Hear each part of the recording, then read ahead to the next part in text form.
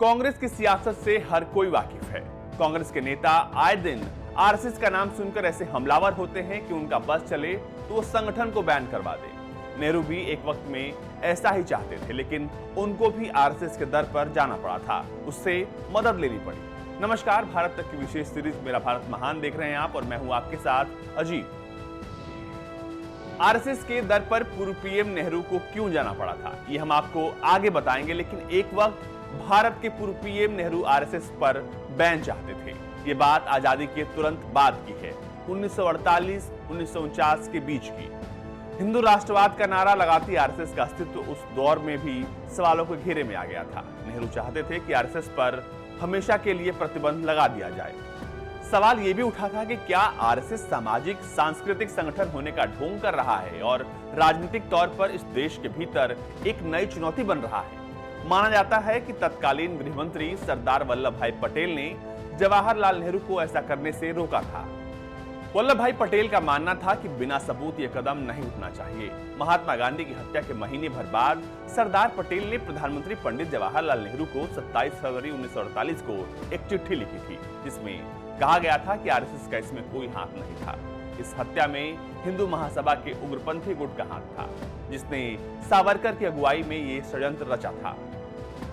हमारे पास जो सबूत हैं, उसके आधार पर संघ को इससे जोड़ना सही नहीं है, लेकिन वक्त बदलते देर नहीं लगती। वक्त का पासा पलटा और फिर वक्त आया जब तत्कालीन पीएम नेहरू का दिया नारा हिंदी चीनी भाई भाई हवा हो गया। 1962 में भारत चीन का युद्ध हुआ। देश की सेनाएं तनाव के कारण गणतंत्र दिवस में बहुत ज्यादा संख्या में हिस्सा नहीं ले सकी। तब तत्कालीन प्रधानमंत्री नेहरू ने 1963 की गणतंत्र दिवस परेड में संघ के 3000 कार्यकर्ताओं को आमंत्रित किया था। 1962 के युद्ध के दौरान संघ कार्यकर्ताओं ने बॉर्डर पर भारतीय सेना की खूब मदद की थी। नेहरू इससे प्रभावित हुए थे, जिसके बाद उन्होंने आमंत्रण संघ को दिया था। नेहरू ने तब कई गैर सरकारी संगठनों को आमंत्रित किया था, लेकिन कईयों ने आने से साफ मना कर दिया।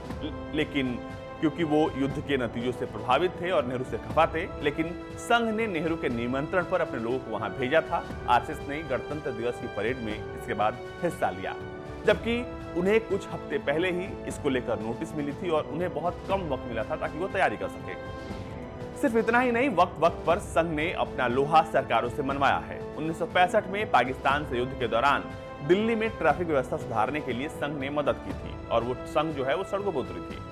1977 में आरएसएस ने पूर्व प्रधानमंत्री इंदिरा गांधी को विवेकानंद रॉक मेमोरियल का उद्घाटन करने के लिए बुलाया था।